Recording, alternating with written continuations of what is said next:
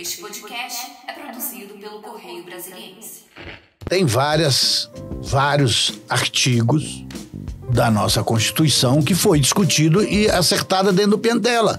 Tem várias leis que foram feitas dentro do Piantella. O senhor estava falando da lei do divórcio, né? Inclusive. A lei do divórcio, entendeu? Várias coisas que foram discutidas no Piantella e ali as pessoas começaram porque é o seguinte, no Congresso, como o próprio Genuíno disse, o próprio Mercadante e outros mais que a gente entrevistou, que muitas vezes no Congresso não dava para acertar e acabava de acertar no Piantella.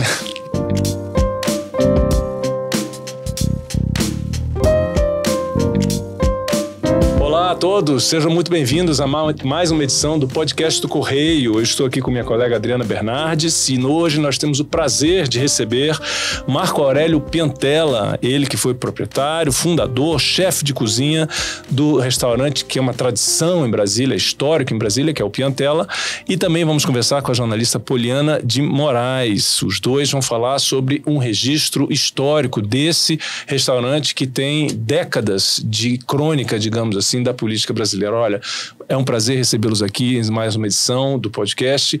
Marco Aurélio, por favor, qual é o propósito do livro que vocês estão preparando? O que vocês estão pretendendo deixar aí para a história do Brasil? Primeiro, um abraço, uma boa tarde a todos vocês.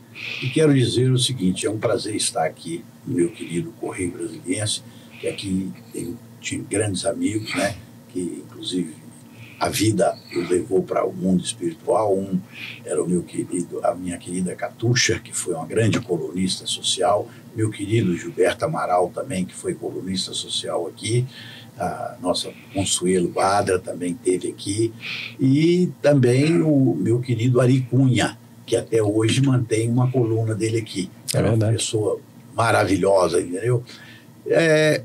A história é o seguinte, o Piantella faz parte da história da redemocratização do Brasil e faz parte da história da capital da República, que é a nossa querida Brasília. Portanto, que tinha pessoas que muitas vezes morou em Brasília 2, 3 anos ou 4 anos durante o mandato político, ou então um cargo no Executivo, no Ministério, ou então ministro do STJ, ou ministro da Suprema Corte, e que depois voltaram para os seus estados de origem, né? Como eu digo, que Brasília não é uma cidade que tem dono. Brasília é uma cidade de todos os brasileiros, aonde aqui tem do norte, do sul, do sudeste, do centro-oeste, quer dizer, converge toda a população brasileira. Então aqui é uma cidade que não tem dono. Porque as cidades, normalmente, as cidades do interior, né? Que a cidade é que faz o país, né? Você chega, por exemplo, na cidade da minha mãe, que é em Tambacuri, certo? Tinha uma família, que é a família da minha mãe, a família Bessa, e tinha uma outra família que eram os mandatários da cidade, que comandavam o poder, a prefeitura era o poder, né? Uhum. Teoflotone, por exemplo, também tinha duas ramificações, duas famílias que comandavam. Então, eu falo que cidade que tem dono, sim, né? E Brasília não, Brasília é a cidade de todos os brasileiros. E as pessoas muitas vezes... democrática por excelência, né? Por excelência, né? E aí, muitas vezes, por exemplo, as pessoas ficavam, vamos botar, 2, 3 anos sem vir a Brasília, e muitas vezes via Brasília, ou para um evento, ou até para um ofício de trabalho, e ao chegar, a primeira coisa que essa pessoa fazia ao descer no aeroporto é pegar um táxi, ou pedir um motorista para levá-la ao Piantella. Porque essas pessoas diziam o seguinte, o Piantella é o lugar que você vem e senta e toma conhecimento do que está acontecendo na corte, certo? Quem são as pessoas, quem são os mandatários, quem é que tem poder, quem não tem poder, porque o poder, normalmente, ele hoje está aqui, ou amanhã ele está ali, e vice-versa, né? Transitório, né? Ele fica transitando. A gente que convive em Brasília, eu que estou aqui desde 1970, eu digo para você o seguinte... Na época dos militares, não, você já sabia normalmente quem são as pessoas. Mas mesmo como havia sucessão, por exemplo, quando sai do Costa e Silva, quando sai do Castelo, vai para o Costa e Silva, depois vai para o Médici, né? E aí depois vai para o Arrastazul Médici, né? E aí vai para o Gás e vai para o Figueiredo, sempre tinham seus grupos, né? As pessoas, uma das pessoas que sempre ficou, muitas vezes, comandou várias vezes na Casa Civil, era o Golbery, né, que era conhecido como bruxo, né? Exato. Era uma pessoa, inclusive, que conversava com o doutor Ulisses. Entendeu? Tiveram vários diálogos juntos, essa coisa toda, para plantar essa abertura, essa coisa que aconteceu. Ulisses, para quem não sabe, né, Marco Aurélio? Ulisses Guimarães, que era um cliente cativo, faz parte de estar ali. Não se pode falar de Piantella sem falar do doutor Ulisses. Ulisses tinha lá a mesa dele e tinha, inclusive, o grupo deles, essa coisa toda que ele sempre almoçava, e ele sempre foi um homem que liberal, democrático, assim, gostava de ouvir muito, você entendeu? Para depois tomar suas posições.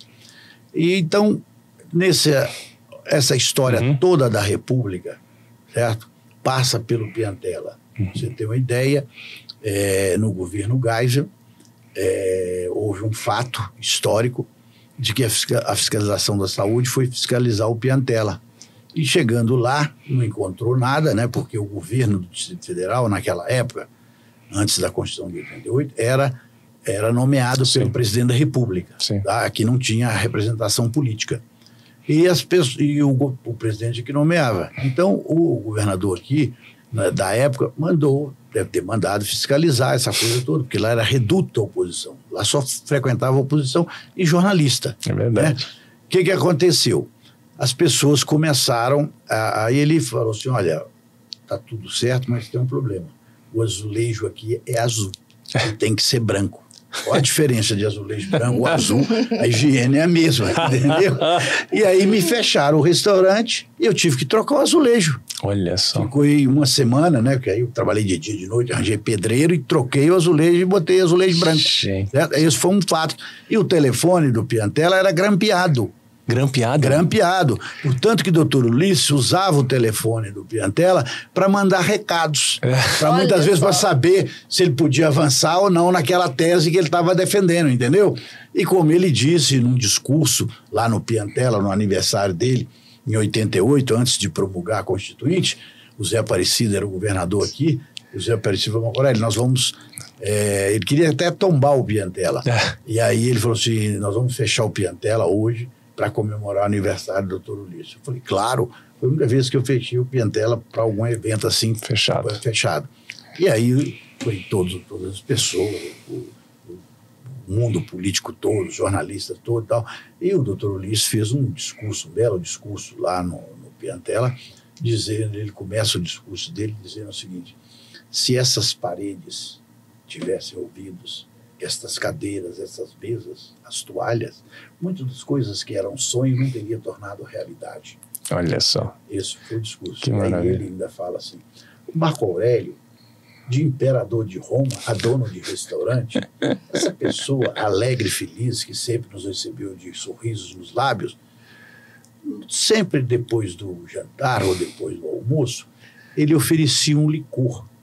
Mas eu acho que ele carregava na conta para poder o licor sair, entendeu? Então, baseado nisso, é que eu tenho uma amizade com o Fernando Moraes, que vem da época do doutor Ulisses, quando ele fez uma entrevista com o doutor Ulisses, e que daí essa entrevista saiu as 7 receitas do doutor Ulisses, entendeu? Que são a opinião dele, como um político deve se proteger, né? Deve se portar. E inclusive, nessa época, o doutor Ulisses convidou o Fernando para ser candidato a deputado estadual. Olha fazer só. Dobradinha com ele federal e o Fernando. E o Fernando foi eleito deputado estadual. Olha só. Entendeu? E então, o Fernando sempre vinha conversando comigo, muitas vezes na brincadeira, mas depois começou uma conversa séria de transformar isso nas memórias do Piantella. Certo? E aí, em 23, eu sentei. Isso foi por volta de 2008, certo? 2008, mais ou menos. Tal. Aí, quando foi agora, em 23, eu sentei com o Fernando, falei, vamos fazer? Vamos. Então, acertamos o detalhe todo e agora vamos tocar. Aí ele me pediu para eu contratar uma jornalista, que é a Poliana, que inclusive trabalhou comigo na minha campanha para deputado federal, e ele pediu, vocês vão entrevistar as pessoas, certo? E depois ela vai mandando todo o material para mim, e depois, quando tiver tudo pronto, as entrevistas fechadas, eu realmente vou me trancar no meu sítio e formatar o livro. entendeu? É nesse pé que está agora. É, o nesse livro pé, esse. tá. Uhum. Eu acho que eu termino as entrevistas até agora, meado do ano. Eu acho que até o final do ano, se Deus quiser, a gente está lançando esse livro, Que bacana. entendeu? E, Poliana, como é que está sendo para você essa experiência de mergulhar nesse mundo de histórias e bastidores da política local na produção desse livro, com o Piantella? Para mim está sendo, assim, como eu posso dizer, está sendo bem desafiador, né? E muito interessante, porque a gente conhece a história da política brasileira, aquilo que a gente vê na escola, né? Nos livros de história. E eu vejo o Piantella como, depois desse tempo todo, conversando com várias pessoas, políticos, jornalistas, publicitários, empresários e, inclusive, clientes que também eram da sociedade que ele participaram, a gente já conversou. E nesse ponto, eu vejo que o Piantella era mais como se diz, os bastidores da política, né? Uhum. Aquilo que a gente não viu na escola, não vê nos livros, esse livro vai trazer, Uhum. né? Os bastidores. Tem muita história interessante, tem muita história que a gente não aprende e não vê em lugar nenhum, né? E vai estar dentro do livro e vai ser muito... O interessante é que os livros de história, eles contam o que aconteceu, mas eu acho que a proposta de vocês é mostrar como isso aconteceu, Exatamente. né? Eu acho que esse é um dado importante. Quantas entrevistas vocês fizeram até agora? Até agora nós já estamos em mais de 250 entrevistas. Que maravilha. Uhum. Porque eu reuni todos os garçons, maîtres. Você tem uma ideia, o Fernando Moraes escreveu o Chateau. Sim. E eu tinha um maître que eu não conhecia uma pessoa competente como maître como o Heraldo. O Heraldo foi maître do Chateau.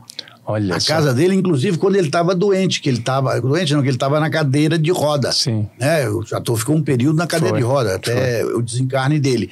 E o Heraldo era maître dele, cuidava dele no Rio de Janeiro, aquela coisa toda e tal, o que ele gostava de comer, o que ele gostava de beber. Pena que o Heraldo morreu antes de eu poder ter entrevistado ele, entendeu? Olha. Mas o Heraldo era um maître que o cliente sentava à mesa, ele sabia dirigir o cliente e sugerir, e o cliente saía satisfeito. Por exemplo, normalmente no almoço, que é mais corrido, Sim. né? Você tem um cliente que pode ficar mais tempo e tem aquele cliente que tem hora para almoçar e ir embora. Claro. E à la carte você já viu. Então, normalmente na cozinha a gente fazia 2, 3 pratos de sugestão. Uhum. Então, o cozinheiro, o chefe de cozinha, ele passa a manhã toda preparando, vamos botar um osso buco ou uma vitela, você entendeu? Vou botar 20 porções de uma, 20 porções de outra, certo? E chega na hora, o maître não vende.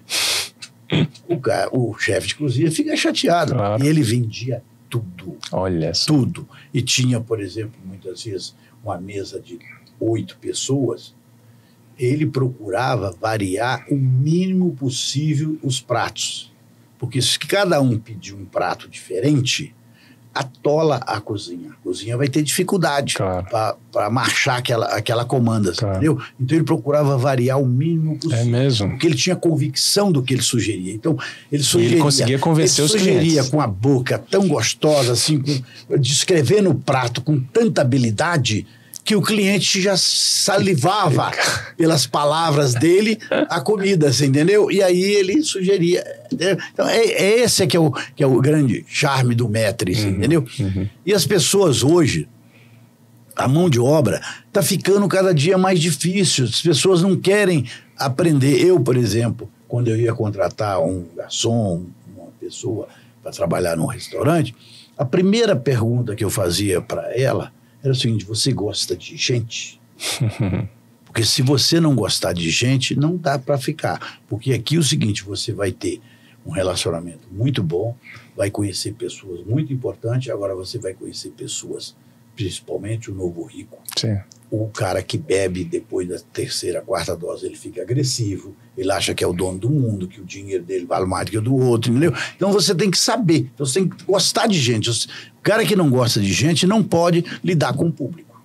Agora, Marco, me conta uma coisa. Nos bastidores aqui a gente estava conversando, né, sobre histórias do Piantella, assim, com certeza a gente ficaria aqui dias falando disso, né? Mas tem alguma passagem nessa sua trajetória à frente do Piantella que você...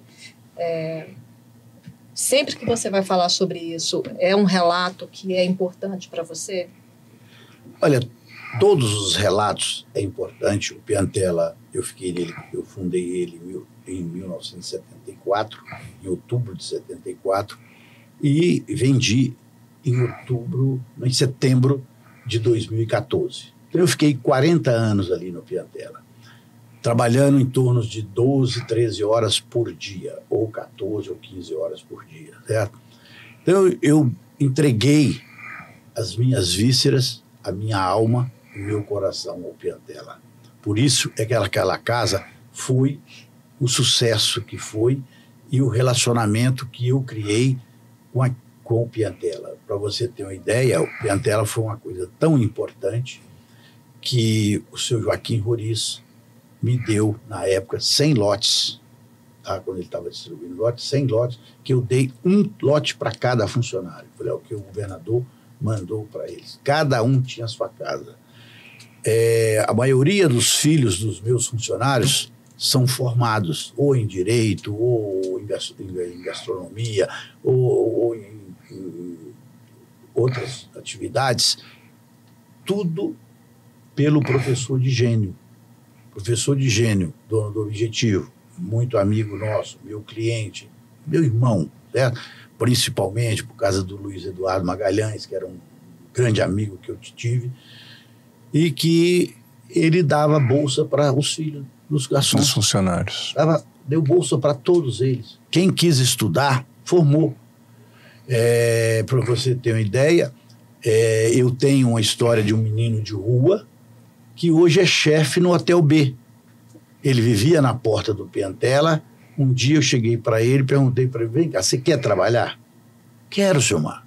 Então é o seguinte, eu vou comprar roupa para você e você vai ser pianista. Não tem que ser pianista, senhor Mar. Pode deixar que eu vou te ensinar. Aí comprei a dorma para ele, mandei dar banho, ele tomar um banho, fazer barba, unha, direitinho. E eu botei ele na cozinha para ser lavador de prato. E o lavador de prato, os meninos todos chamavam de pianista, porque trabalhava na pia, entendeu? Trabalhava na pia, né? E ele começou depois, a vontade dele de vencer tão grande, que ele começou depois a passar para descascar batata, cenoura, legumes e tal, depois na fritadeira, fritando ali uma batata, fritando ali um Kiev, e virou hoje chefe de cozinha do Hotel B, ao ponto que eu encontrei ele por acaso, nunca mais tinha visto, eu encontrei ele por acaso. Aí ele falou, o senhor não é seu Marco Aurélio? Eu falei, sou. Seu Marco, eu devo tudo na minha vida ao senhor. Olha hoje só. eu tenho casa, família, filhos, e sou um chefe respeitado graças ao conselho, à orientação e às brigas que o senhor fazia comigo. Olha só. Certo? Então eu devo ao senhor. Eu sou fulano de tal, que era um menino de rua lá na porta do Piantella. Agora, o Piantella também, Marco Aurélio, pegando esse resgate das histórias que a Adriana estava comentando, tem uma das várias famosas conversas que ocorreram ali, uma foi entre Ulisses e Tancredo. Né? Como que foi esse episódio?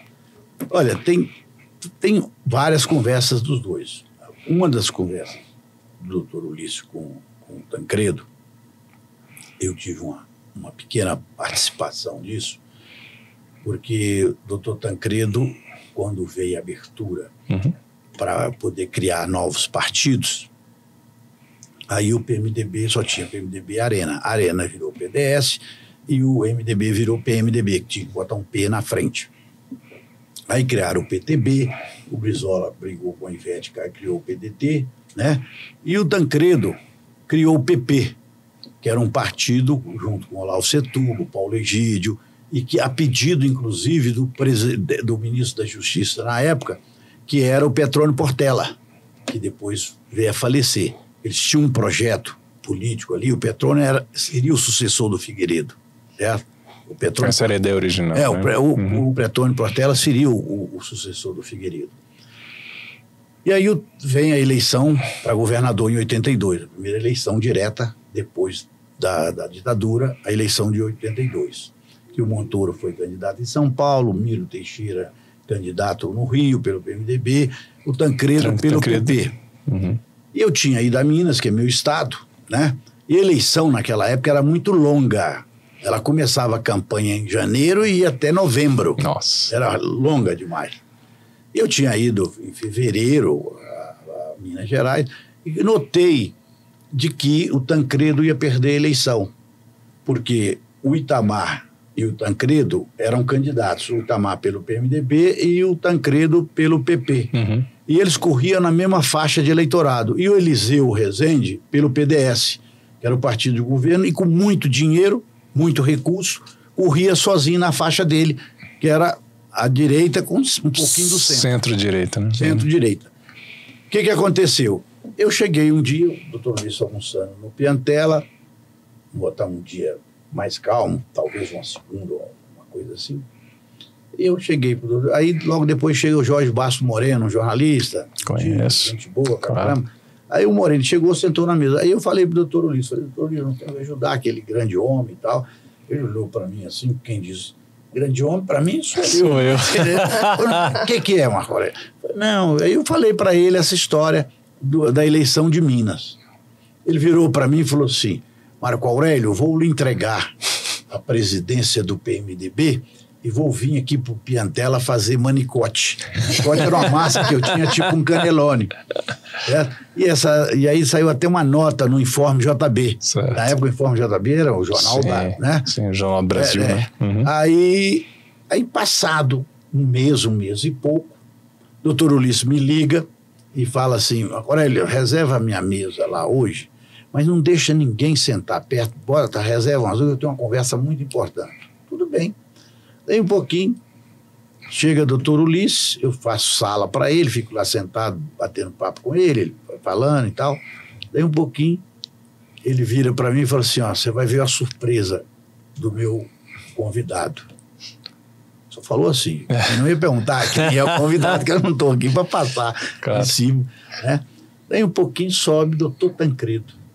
Aí eu cumprimentei o doutor Tancredo, saí da mesa, os dois ficaram, e ali a conversa rolou até 5 horas da tarde. Nossa Senhora. Quando foi uns 40 dias, ou tem uma data assim específica, teria que ver nos anais aí, Convenção Nacional do PP com o PMDB. E aí a unificação dos dois partidos, o Itamar vira candidato ao Senado e o Tancredo governador pelo PMDB. E aí o Tancredo ganha a eleição em 82 com a margem mínima de votos. Não deu 1 milhão de votos, entendeu? Quase que ele ainda perde o Eliseu Rezende. E a história é assim, que é o ponto, que aí depois o Tancredo vira candidato a presidente da República. E se o doutor Ulisses não pensasse, não tivesse a grandeza de pensar o Brasil, né, como um homem que pensava o Brasil, ele jamais ia fazer... como se diz, esse gesto, né? Botar, a gente usa muito usar o termo seguinte, botar tempero na comida dos outros. Você entende? Ele ia deixar o Tancredo perder a eleição, né? Mas ele pensava o Brasil e era importante a gente ter o governo de Minas. E o doutor Ulisses tinha uma coisa que ele dizia o seguinte, o Brasil tem 2 coisas muito importante. Uma é o Triângulo das Bermudas, que ele chamava, que era Minas, São Paulo e Rio. Até hoje, né? Onde é que está o maior poder econômico. Se você somar o PIB desses 3 estados, né, representa mais de 60%. E mais de 40% do eleitorado também. E do eleitorado também, entendeu? Então ele falava, o importante é manter o Triângulo das Bermudas. Né? Portanto, que a oposição fez o Triângulo das Bermudas. Fez o Montoro em São Paulo, o Tancredo em Minas e o Brizola no Rio. Né? E o Brizola no Rio. Então, são essas coisas. E as conversas do doutor Tancredo com o doutor Ulisses, tem uma passagem do doutor Ulisses com o Tancredo, que o jornalista chega em cima do Tancredo e fala assim, onde é que vocês vão tal? Não, o doutor Ulisses, doutor, porque perto das pessoas, o doutor Ulisses chamava o Tancredo de doutor Tancredo, e o Ulisses chamava, e o Tancredo chamava o Ulisses de doutor Ulisses. Vice-versa. Perto das pessoas, os dois conversando, era Tancredo e Ulisses, Claro. é diferente. Mas se tivesse a terceira, quarta pessoa na mesa, a conversa era desse jeito, você entendeu? Existia aquela hierarquia, aquele respeito. Protocolo, né? Protocolo. E aí o jornalista perguntando, doutor, onde é que vocês vão? Eu falei, não sei, eu sou convidado, o Ulisses é que está me levando. Entendeu? O Ulisses é que está me levando. E eles foram almoçar lá no Piantella. Então eles tiveram várias conversas. Inclusive, uma delas, que ele, depois já as coisas andando, nas diretas já, de que ele disse para o Ulisses, os dois almoçando no Piantella, que se fosse diretas, seria o Ulisses. E se fosse indiretas, seria o Tancredo. Olha só. É o ponto que o doutor Jorge Bornhaus, Sim. junto com o Marco Maciel, quando criou a Frente Liberal, procuraram o doutor Ulisses dizendo que ele que seria o candidato deles. E aí o doutor Ulisses falou assim, eu não posso, fico muito feliz, muito agradecido pelo convite e o carinho que vocês têm comigo, que ele tinha um respeito depois que ele conheceu, outra coisa que eu vou te contar, mas os militares não vão me aceitar. Vão de Tancredo, que é mais palatável. Ou seja, o próprio Ulisses também, mais uma vez, pensando no Brasil, né? E não no projeto político dele. Pessoal dele. Não, pensando no projeto pessoal dele. Outra coisa que o senhor estava comentando é que a anistia também passou a discussão ali, os bastidores da anistia também passou pelo Piantella, né? Foi ao ponto que o doutor Ulisses, com a sua sabedoria e a sua grandeza, escolheu para relator o Teotônio Vilela, que era um cara que vinha para o PMDB, mas era da Arena, né? Foi lá de Alagoas e tal, essa coisa, o cara do Nordeste, né? Que era, então, ele escolheu, e ninguém queria o Teotônio, certo? E aí, mas ele sabia onde que queria, porque o Teotônio tinha diálogo com os militares, tinha diálogo com o outro lado, tá? E poderia coordenar isso com muita grandeza e trazer para o Ulisses para coordenar com o centro-esquerda, que eram realmente os autênticos do PMDB, aquela coisa do onde que pode chegar e onde é que não pode. E o doutor Ulisses tinha uma coisa, quando o caldo ficava grosso, ele virava e falava assim, vem cá, vocês querem o quê? Vocês querem conquistar um pedaço ou querem tudo? Se vocês quiserem tudo, não vão ter nada. Certo? A gente vai conquistando aquela coisa pelas do mingau, né? Você vai comendo pelas beiradas. Né? E é isso aí, o Brasil está aí hoje. Ao ponto que os militares nossos hoje não querem saber de poder e não vão querer poder nunca, certo? A democracia veio para ficar, é o período mais longo de democracia que nós temos. Tentaram dar um golpe, certo? Mas os generais ativos, que quem manda é quem tem arma. General da reserva não manda nada. Nada. Ele não tem arma, ele não comanda, ele não tem comando, ele não tem tropa. Para você fazer uma revolução, você tem tropa. Não tem tropa. Então, quem comanda são os militares. E os militares nossos de hoje não são golpistas, porque a escola, depois do general Geisel, ela mudou a escola no Exército Brasileiro. A escola no Exército Brasileiro passou a ser uma escola de manter a ordem. Certo? Se tiver um caso de uma convulsão social, de povo na rua, quebrando supermercado, invadindo casas, essas coisas, aí o Exército entra para botar ordem, mas não para ficar no poder. Certo? Eles não querem saber do poder. A experiência deles já passou. E foi graças a essa mudança que nós não tivemos golpe. Que nós não tivemos golpe. Não tivemos golpe. Eu tenho uma pergunta, então, Poliana e também Marco Aurélio. Você estava comentando que uma das intenções desse livro também é para mostrar como se fazia um determinado tipo de política numa época que hoje me parece que é muito diferente. Eu queria saber, a pergunta vai para os dois, como é que vocês estão vendo esse jeito de fazer política, a política de hoje em dia? O detalhe é o seguinte, existe uma coisa que chama-se rede social. A rede social, pela sua velocidade de comunicação, né? Ela perdeu muito aquela coisa do diálogo, da conversa, de olho no olho. Tá? A conversa hoje ela é muito fria, muito gelada, muito impessoal, né? Ao ponto que as pessoas hoje estão relacionando né, homem e mulher, amorosamente pelo celular. Não tem aquela coisa do toque, de conversa, de olhar, de pegar, de tomar um drink juntos, entende? Então, a política está nesse ponto. O que está acontecendo? As pessoas tradicionais, né, os políticos tradicionais, que faziam escola na política, que o doutor Tancredo, por exemplo, foi vereador, foi deputado estadual, foi deputado federal, foi senador, foi ministro da Justiça do Getúlio, certo? E chegou a governador e a presidente da República. Existia uma escolinha como uma faculdade. Você começa a alfabetização, vai até se formar. E depois você ainda faz pós-graduação, doutorado. Altos estudos, né? Altos estudos. Entendeu? E a política é isso. O que aconteceu? Houve uma ruptura. Essa ruptura levou a esses extremos, ao ponto de que as pessoas não conversam. Hoje, por exemplo, um Piantella não teria espaço, porque as pessoas não procuram conversar, as pessoas não procuram dialogar. E se você vê uma pessoa com a outra num restaurante, você daqui fotografa e já inventa uma historinha e joga nas redes sociais.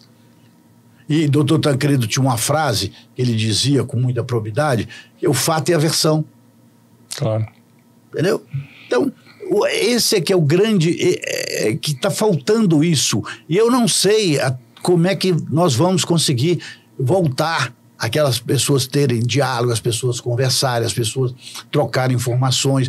E mesmo que eu não sou da sua tese, do seu pensamento, mas quando tem uma coisa em comum, em prol de uma comunidade, em prol do Brasil, aí as pessoas se unem, certo? Para poder sair um resultado positivo. Entendi.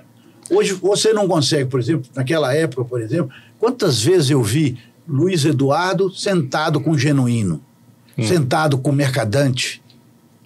Hoje você não tem isso. Qual é o risco de hoje eles se estapearem, né? Estapearem, aí no tapa, essa coisa toda, né? E não é por aí.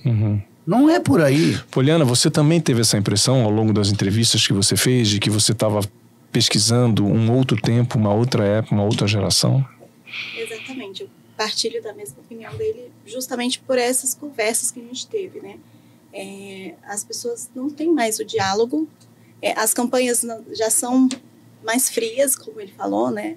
Antigamente a gente via a campanha do político ir na casa das pessoas, pegar na mão, sentar, conversar. Hoje em dia tudo é feito pelo celular, pela rede social.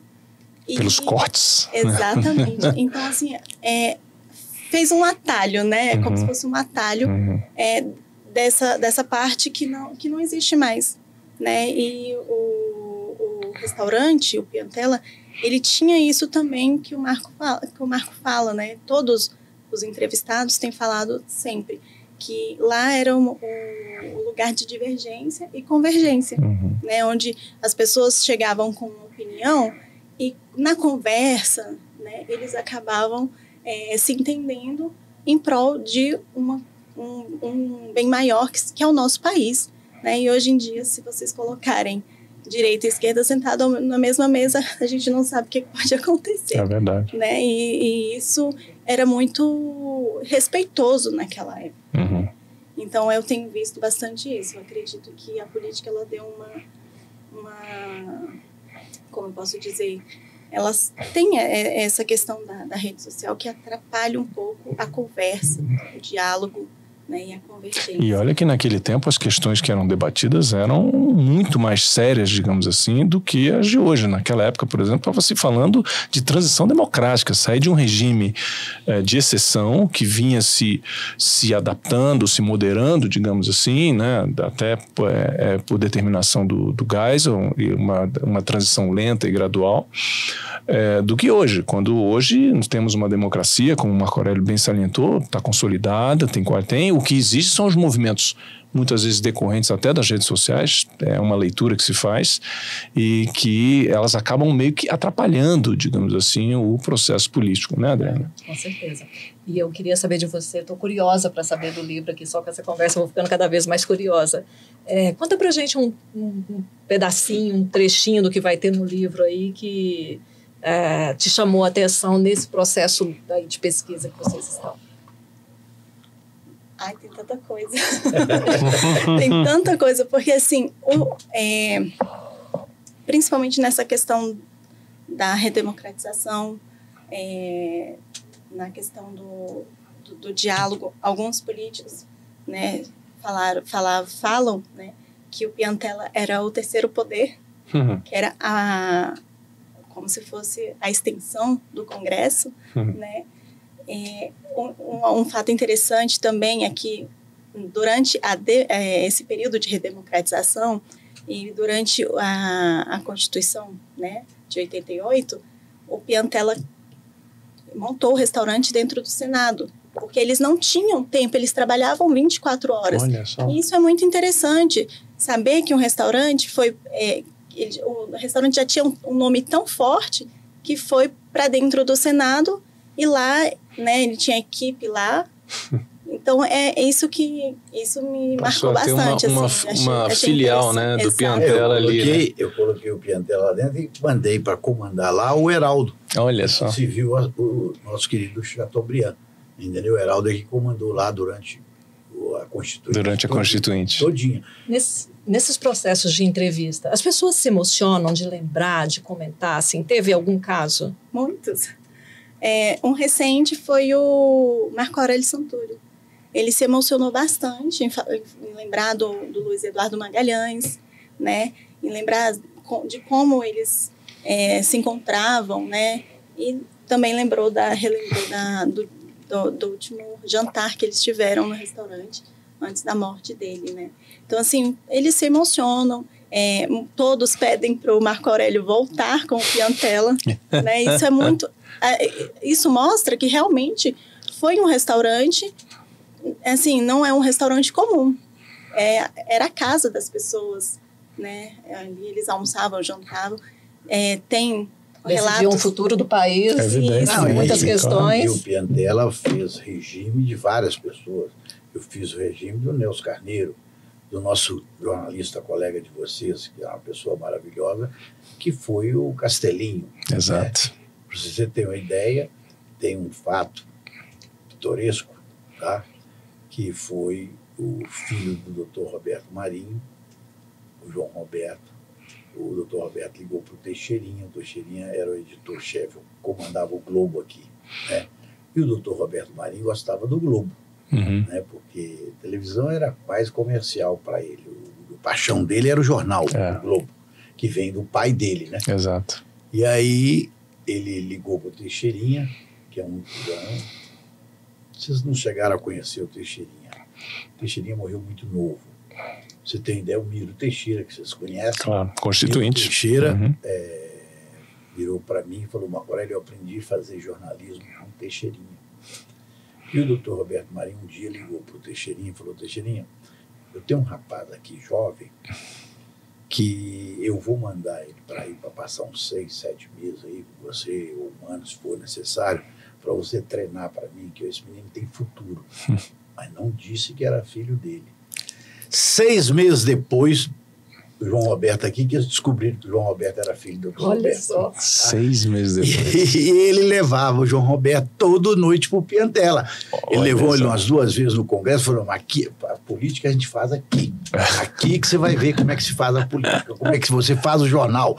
E tem um jornalista, o Bob Fernandes, por exemplo. Claro. Famoso. Com ele e tal, gente finíssima. O Bob contou para nós que, quando ele chegou a Brasília, que ele começou a ir para o Congresso, e no Piantella, ele falou assim: não, eu não vou no Congresso. Mas ele não ia no Congresso. Ele fazia a matéria dele, a pauta dele no Piantella. Aí chegava no jornal, 12h, 1h da tarde, o chefe dele falava assim: pô, mas como é que você vai fazer a pauta? Cadê? Estou com a matéria pronta aqui. Entendeu? Estou com a matéria pronta aqui. Ele ia para o Piantella à noite, lá ele fazia. E muitas vezes com informações mais quentes do que o oficial, né? Só para você ter uma ideia, tem vários artigos da nossa Constituição que foi discutido e acertada dentro do Piantella. Tem várias leis que foram feitas dentro do Piantella. O senhor estava falando da lei do divórcio, né? Inclusive. A lei do divórcio, entendeu? Várias coisas que foram discutidas no Piantella e ali as pessoas começaram porque é o seguinte: no Congresso, como o próprio Genuíno disse, o próprio Mercadante e outros mais que a gente entrevistou, que muitas vezes no Congresso não dava para acertar e acabava de acertar no Piantella. E doutor Ulisses tinha uma coisa que ele dizia, uma vez eu conversando com ele, falei, doutor Ulisses, por que o senhor sai daqui, traz as pessoas no restaurante? Ele virou para mim e falou assim, meu filho, se eu for conversar com você na sua casa ou no seu escritório, eu vou ficar menor e não vou ter coragem de falar o que eu queria falar para você, porque eu estou no seu ambiente. E vice-versa. Quando você está na casa de alguém, você respeita lá a casa, o ambiente, o escritório. No restaurante, depois da segunda dose de uísque, a gente tira as armas, bota do lado, aí eu falo para você, olha aqui, eu não gostei, eu não estou satisfeito, entendeu? Aí a conversa fica franca, né? Foi o caso dele com o doutor Tancredo. Ali ele se rasgava o verbo. Né? Eu não estou gostando, você está fazendo isso, e pronto. E chega no entendimento. E chega no entendimento. E como o doutor Tancredo dizia, conversa séria é de 2, 3 é comício. Entendeu? E é verdade, porque é o seguinte, nós estamos nós 4 aqui, estamos numa conversa séria. Se vazar, foi um de nós. Claro. Agora, se sou eu e você, ou é eu e você. Então não tem como vazar, entendeu? Agora me tira uma dúvida, uma curiosidade. Como começou essa tradição do Piantella de receber esses políticos e de ele virar palco para discussões aí importantíssimas para o país? Você se lembra do começo? Começo assim? Direitinho. O primeiro deputado que foi ao Piantella foi uma quinta-feira, porque naquela época do regime militar não tinha... passagem de avião era uma coisa muito cara. Claro. Poucas pessoas que viajavam. Você tem 10 pessoas, as mulheres iam para o salão se maquiar, fazer cabelo, com uma roupa chique, para ir viajar de avião. É verdade. Os homens andavam elegantes para ir viajar de avião. É verdade. Né? Hoje não, hoje o nego vai de bermuda, de qualquer e tal. Então, era uma coisa chique, não era qualquer um que viajava de avião. Né? Era difícil o negócio de viajar de avião. E a passagem também era muito cara. E naquela época, os deputados aqui em Brasília, os senadores, eles só iam de 15 em 15 dias. Eles tinham passagem só para 15 em 15 dias. Então, uma semana eles ficavam aqui, a outra viajava, a outra ficava e a outra viajava. Portanto, que o Clube do Congresso aqui, eu não sei se vocês conhecem o Clube do Congresso, que é lá no Lago Norte. Final do Lago Norte. Aquele clube era uma delícia. Você chegava final de semana lá, você encontrava todos os parlamentares tomando banho de piscina, fazendo churrasco, Java Vasconcelos, todo mundo, cada um fazia uma comida diferente, entendeu? Deles lá do Nordeste e tal. Então era uma alegria aquele Clube do Congresso. E aí eles ficavam no final de semana aqui. E na quinta-feira, tipo assim, 9 horas da noite, eu ia, quando eu comecei o restaurante, depois eu ia a todas as mesas, para cumprimentar o cliente, para me identificar com o cliente, saber se estava bem, estava feliz, estava contente, se a comida foi direitinho. Aí o deputado Pacheco Chaves, que era muito amigo do doutor Ulisses, era um deputado de São Paulo, muito situação econômica muito boa, era um pecuarista e tudo. E o Pacheco, ele inclusive que criou o Clube do Poá. E o Pacheco... depois que jantou e tal, me chamou à mesa e perguntou para mim, falou, Marco Aurélio, se eu voltar daqui 6 meses, a comida vai ser a mesma, o serviço vai ser a mesma, a bebida vai ser a mesma, porque a bebida naquela época tinha muita falsificação. Então a gente tinha que preservar isso também, bebida séria, honesta e tal. Eu falei, claro, deputado. Aí, passado 2 semanas, uma outra semana, dia de semana, vamos botar assim, uma quarta-feira, ele chega ao restaurante com o doutor Ulisses, com o Nelson Carneiro, ele e o Nelson Carneiro, e tinha uma outra pessoa que eu não me lembro. Os 4 foram almoçar lá no Piantella. Aí eu fiquei conhecendo o doutor Ulisses, que eu não conhecia, eu era de Minas Gerais, não conhecia o doutor Ulisses, conhecia de nome. Assim. Ele é de Aí São Paulo, fiquei né? conhecendo o doutor Ulisses, fiquei amigo dele, aí isso foi numa quarta-feira, na outra semana ele já almoçou na terça, na quarta, e já veio no jantar, e aí começou. Quando a oposição, porque ele era o homem da oposição, Sim, certo? Ele era claro. o comandante maior da oposição, né? Quando ele começou a frequentar, os jornalistas, por sua vez, todos eram praticamente centro-esquerda, Claro. né? Todos queriam a redemocratização. Aí os jornalistas todos começaram a frequentar o Piantella, né? Todos os jornalistas, inclusive o Castelin, que tinha sido porta-voz do Jean Goulart, né? Do Jânio. E aí começaram a frequentar. Por quê? Porque a comida era boa, o serviço era bom. Olha Entende? só. E aí as coisas, aí a história desenrola. Certo? Você juntava, com várias entrevistas que a gente faz, da comida, do ambiente, certo? Da bebida, tá? E do serviço. Olha aí. Certo? O cardápio daquela época, você lembra? Lembro, tem vários. Tinha um prato que eu fiz para o doutor Tancredo. Nesse final de semana que ele ficava em Brasília, ele ia jantar com a dona Antônia, certo? Que era chefe de gabinete dele, essa coisa toda. Morreu agora há pouco tempo. Foi. A Antônia sabia da vida do Tancredo todo. Se você brigasse com a Antônia, você não falava com o Tancredo. Não falava com ele. É verdade. Portanto, quando o Tancredo desencarna, o Sarney chamou a ela para saber os acordos que o Tancredo tinha com... Ela tinha tudo anotado no livrinho dela, tudo. Ó, a Conab ia para fulano de tal, a diretoria da Petrobras, não sei para quê, tinha tudo. Anotado. Certo? E ele ia com a dona Antônia na sexta-feira, ficavam lá até tarde, aí ele tomava um Campari, certo? E depois tomava um Mateus Rosé, que era um vinho português, meio frisante e tal, tomava um Mateus e comia a massa, o manicote, que era tipo um canelone que eu tinha e tal, era uma massa maravilhosa, assim, entendeu? E eu tinha um prato que a gente chamava de, em francês, côte bœuf, que era um prime rib hoje, que era o contrafilé com osso, você entendeu? Que aí ele era grelhado, depois de grelhado você colocava tutano, cebola, tutano, um pouquinho de páprica picante e levava ao forno para gratinar. Aquele tutano derretia, entendeu? E servia com batata soufflé. Essa aí é para machucar, para fazer dar água na boca. Quem Nossa Senhora, meu Piantella, Deus hein? do céu. Era um prato.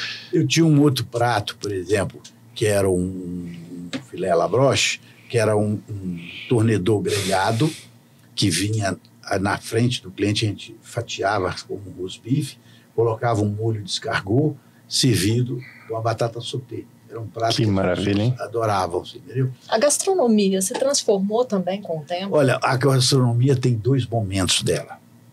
Você tem um momento antes do Fernando Collor e pós o Fernando Collor. Olha Também só. ligada à política? Ligado à política, entendeu? O Fernando Collor foi o cara que, como dizia o doutor Ulisses, é só um louco para fazer o que esse menino... Ele chamava o Fernando de menino. Para fazer o que esse menino está fazendo. Que foi quebrar, abrir o Brasil, né? Os computadores nossos eram as carroças, tamanho dessa sala aqui, um computador, entendeu? Ele acabou com isso. Reserva O Brasil de era o mercado, país mais fechado que tinha. É. Aí ele chamou os carros de carroça. Foi. Hoje os automóveis produzidos no Brasil são maravilhosos, entendeu? A gastronomia, você só tinha um azeite no Brasil, que era o galo. Isso é desde a minha época, infância, certo? O galo. Você não tinha um creme de leite fresco, você não tinha um azeite de qualidade, você não tinha um vinagre de qualidade, você não tinha nada, você não tinha um arbóreo. A gente fazia risoto para falar que era risoto, mas não era risoto, via falar que era risoto, com arroz nosso comum. Nossa. Você não tinha um arbóreo italiano para fazer um risoto. Claro. Você não tinha as coisas que o Fernando Collor é o cara que abriu. Entendeu? E eu sempre procurei trazer novidades. Tá? Eu fui a primeira pessoa que trouxe indívia para Brasília. Você sabe quem trouxe alface americana para o Brasil? Foi o McDonald's. Olha O Brasil só. não tinha alface americana, que ela é crocante, Sim, gostosa sim. e tal. Eu, por exemplo, de vez em quando em casa, adoro pegar um peito de peru light, certo? Com um pão de centeio, passo a maionese, pego a alface americana e o peito de peru e come aquele sanduíche, que a alface faz... É uma delícia, assim, né? Foi o McDonald's que trouxe. Olha Como só. ele veio para o Brasil, né? Quando ele veio para o Brasil, ele trouxe a semente. E pegou algumas pessoas naquele cinturão verde de São Paulo, que é o primeiro McDonald's foi aberto em São Paulo, pegou ali e mandou o cara plantar o alface americano. Hoje ele lastrou, tem em todos os lugares. Só. Então, essa abertura, essa grandeza da gastronomia deve-se ao Fernando Collor. Olha só. Certo? Aí você teve vinhos maravilhosos, porque quem tinha acesso a vinhos, ao uísque, era quem viajava no exterior. Tinha muito que a gente encontrava, aquele Liebfraumilch, né? Liebfraumilch era um vinho que aquilo é um licor. Eu, por exemplo, digo para você que eu ensinei muita gente a beber vinho, principalmente o norte e nordeste, porque é muito quente e não tinha um hábito. Eu vendia, para você ter uma ideia, no Piantella, numa semana, vamos botar 5, 6 caixas de uísque e vendia uma caixa de vinho. Depois eu passei a vender 10 caixas de vinho e uma caixa de uísque. Eu fiz uma parceria com o Otávio Piva, da Expand, certo? E eu fiz em Brasília 5 feiras com produtores do Velho e Novo Mundo, com mais de 200 produtores, com o dono da Romana e Conti, da Itália, vários produtores. E, com isso, eu convidava as pessoas, né? Muitas vezes, assim, eu tinha eventos que tinham 800 pessoas, Delfim Neto, Fernando Henrique como presidente foi, todos eles iam e aí degustavam o vinho, tá? E as pessoas começaram a ter o prazer do vinho. Aí eu que trouxe as taças Riedel para Brasília, para mostrar como é que se... Porque a taça Riedel é uma das coisas incríveis. Era um grupo de amigos na Alemanha que reunia num barzinho e cada um levava seu copo e tomava vinho. Aí eles começaram a notar que havia uma diferença de copo para copo. Aí eles montaram a indústria para produzir taças para vinho. Então você tem a taça para o Borgonha, para o Bordeaux, para o Riesling, para tudo, para champanhe, para tudo. Então, eu já fiz degustação de taças lá na França, na Europa. E quando você vai fazer a degustação, você vê a diferença de um vinho o mesmo vinho de uma taça para outra. Ele muda, né? Marco Aurélio, nosso tempo está acabando. Eu queria só fazer uma última pergunta para você. Quais eram as regras do Piantella? As regras que, não só as escritas, mas as regras não escritas, aquelas que todo mundo sabia. Primeiro, o cliente é a pessoa mais importante para o Piantella, independente de quem fosse. Tá? Segundo, respeito às mulheres. Quando chegava uma mulher no Piantella, sozinha, ou 2 moças, ou 2 senhoras, ou 2 amigas e tal, elas tinham que ser atendidas igual atende homem. Porque naquela época, as mulheres ainda eram um pouco discriminadas, certo? Porque mulher não dá gorjeta, porque... Você, né? E a mulher, tem grandes mulheres empresárias, são fantásticas, inteligentes, competentes, entendeu? Elas não se mostravam. Então, uma das coisas que fez o Piantella ser o que foi era isso. Respeito ao cliente, respeito às mulheres. Então, a mulher chegava, tinha mesa para ela, eu cansei de ir a restaurante, quando chegava uma mulher sozinha, o cara enrolava, não tem mesa, vai esperar, está reservado e tal, e ficava enrolando. Você entende? Não dava aquele tratamento que tinha. Segundo, o cliente chegava e dizia assim, eu tenho 15, 20 minutos para comer. Eu tenho uma audiência agora, eu não posso perder. Então ele era atendido em 15, 20 minutos, como ele queria. Agora também, ao mesmo tempo, doutor, o senhor vai desculpar, mas o que o senhor dá para fazer nesse espaço de tempo é esse prato. Não, tudo bem, calma. Né? Porque não adianta você querer dar um prato, porque tem prato que tem um tempo de cocção, tem outros que tem outro tempo de cocção. Então você tem que ter realmente saber conversar com o cliente. Certo? Uma das coisas que eu tinha no Piantella, que naquela época fumava muito, as pessoas fumavam, todo mundo fumava. Mário Covas fumava um cigarro atrás do outro, Luiz Eduardo um cigarro atrás do outro. Eu não aceitava que tivesse um toco de cigarro no cinzeiro. Olha. Tá. Então é o seguinte, eu tinha um menino que era só para trocar cinzeiro. Ele vinha com a pilha de cinzeiro, já tirava aquele cinzeiro limpo, botava aqui, tirava o sujo para baixo, já tinha uma técnica, entendeu? E pagou um cigarro, trocava o cinzeiro. Segundo, não poderia vazar conversas do Piantella. As conversas do Piantella ali ficavam, ali morriam. Esse era o treinamento que eu dava para todos eles. E dizia para eles, aqui vocês vão fazer a vida de vocês. Aqui vocês vão ter respeito. Portanto, depois que fechou o Piantella, que eu saí, depois o Piantella fechou, certo? Na pandemia, todos eles, sem exceção, têm lugar garantido em qualquer lugar que bate na porta. Fala, eu sou do Piantella, está aberto. Você tem uma ideia, eles tinham que não tinha seguro-saúde, mas eles tinham, por exemplo, chegava aqui no hospital de base, falava que era do Piantella, atendi. Que maravilha. Entendeu? Mas é um marco para a cidade, né? Não há a menor dúvida. É um marco. Gente, olha, eu, infelizmente, como a Adriana falou, né? A gente podia ficar aqui a tarde inteira falando aqui do Piantella, mas infelizmente nosso tempo acabou. Agradeço demais a presença de vocês aqui no podcast. Desejo sucesso, né, Adriana? Porque nós que somos de Brasília, né? A Adriana está aqui, é mineira também, viu, Marco Aurélio? Mas... Você é de onde? Eu sou de Berlândia. Berlândia. Minha mulher é de Berlândia. Pronto. Eu sou de Brasília, sou nascido em Brasília, vi muita coisa no Piantella também, não com esses detalhes, mas eu já peguei, digamos assim, a fase democrática, digamos assim, do Piantella. Então, eu acho que é um orgulho da cidade, todo mundo tem orgulho de saber e é preciso contar isso, registrar, porque é importante. Eu que agradeço a vocês o carinho, o amor da imprensa, dessa cidade maravilhosa que é a nossa querida Brasília, que eu tenho Brasília como a minha Brasília, minha cidade, entendeu?